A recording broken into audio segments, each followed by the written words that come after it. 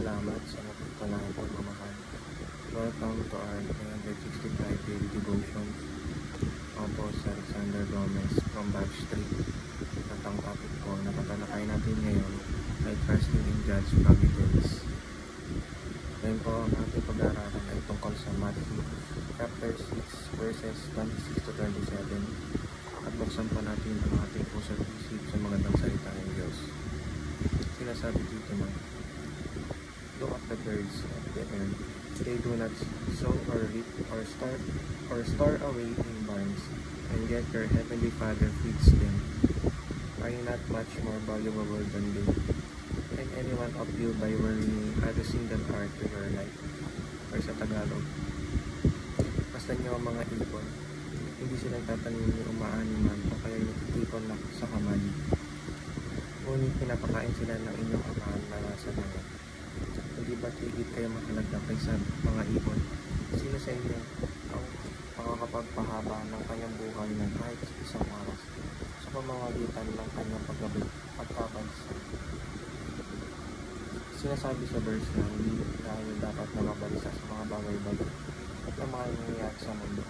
Ngunit magtiwala tayo kay Lord na siya ang magbibigay o magpaprovide ng ating pangangailangan sa araw-araw. Dapat at tinuturing niya tayo pinakamahalaga. Teaching number 1, preservation. God is our ultimate preserver. Si God ang nag-iisang pagpaprovide sa atin ng ating pangangailangan sa araw-araw. Kaya dapat ay sa kanya lang tayo magtiwala sa mga araw na tumaraan sa ating buhay. Teaching number 2, government. God is our ultimate government.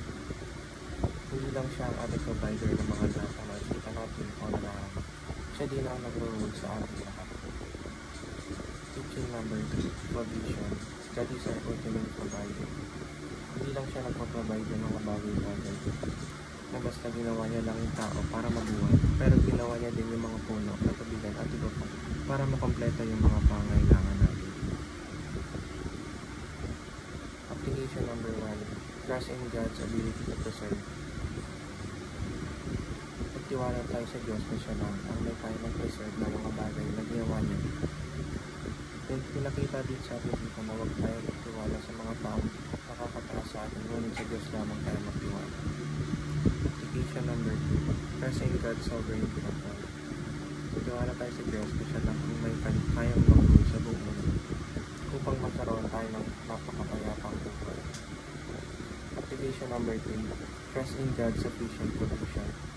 Pagtiwala tayo sa Kanya na kahit anong mangyari sa ating lahat, ay siya palagi ang magpaprovide ng ating pangangailangan at wala nang iba.